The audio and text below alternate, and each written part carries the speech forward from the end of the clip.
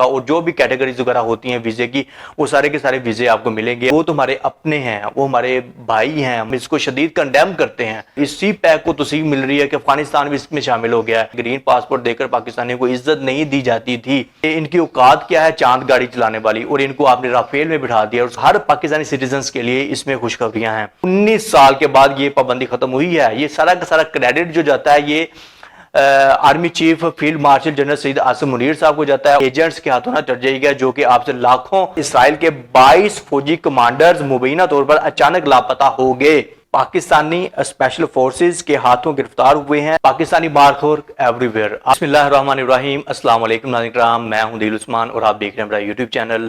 آپ کا شکر گزار ہوں کہ آپ نے میری یہ ویڈیو دیکھنے کے لیے وقت نکالا. ناظرین کرام, فرسٹ آف آل آپ بھی میرے ساتھ مل کر جو ہے وہ انڈیا کا شکریہ ادا کیجئے, مودی کا شکریہ ادا کیجئے, گودی میڈیا کا شکریہ ادا کیجئے, اور میڈیا سرکار, میڈیا کی فورسز وغیرہ کا سب کا شکریہ ادا کیجئے, کیونکہ ان کی وجہ سے آج پاکستان کو پوری کی پوری دنیا میں رسپیکٹ مل رہی ہے, عزت مل رہی ہے, اور ساری کی ساری دنیا اپنے دروازے پاکستانیوں کے لیے اوپن کر رہے ہیں.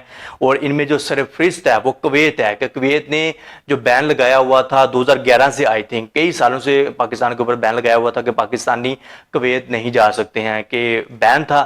اب یہ بین جو ہے وہ ختم ہو گیا ہے. اب پاکستانی جو ہے ویزا حاصل کر سکتے ہیں کویت کا, اور جو بھی کیٹیگریز وغیرہ ہوتی ہیں ویزے کی وہ سارے کے سارے ویزے آپ کو ملیں گے. آپ نے ان ویزوں کے لیے اپلائی کس طرح سے کرنا ہے, آن لائن ویب سائٹس کے اوپر جا کر آپ اپلائی کر سکتے ہیں.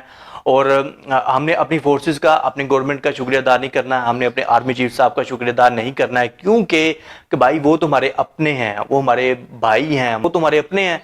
اب ہم ان کا شکریہ ادا کیوں ادا کریں گے؟ لہذا ہم نے ان کا شکریہ ادا نہیں کرنا. اب شکریہ ادا کرنا بنتا ہے مودی کا, کہ ہماری آرمیز جتنی بھی فورسز ہیں, اور اس کے بعد ہماری گورنمنٹ تو کہہ رہی تھی کہ آؤ مذاکرات کرتے ہیں. پہلگام کا جو اٹیک ہوا ہے ہم اس کو شدید کنڈیم کرتے ہیں. پھر بھی اگر آپ کو نے مذاکرات کرنے ہیں تو آئیے, ہم انکوائری کرتے ہیں, آپ کا ساتھ دیں گے, ٹیبل ٹاکنگ کرتے ہیں, سارے کے سارے آپ ایویڈنس وغیرہ لے کر آئیے, بات کرتے ہیں اور اس کو سلجھاتے ہیں. اور اس کا حل جو ہے وہ جنگ نہیں ہے, لیکن ان کو تو جنگ کرنی تھی, ان کو تو جو ہے وہ پوری دنیا میں بے عزت ہونا تھا, اور پاکستان کا مورال پوری دنیا میں ان لوگوں نے ہائی کرنا تھا. اب پاکستان کو دیکھیے کہ کتنی کتنی بڑی بڑی اچیومنٹس مل رہی ہیں, پوری دنیا سے اچیومنٹس وغیرہ آ رہی ہیں. سارے سارے دوست ممالک پاکستان کے ساتھ کھڑے ہو گئے.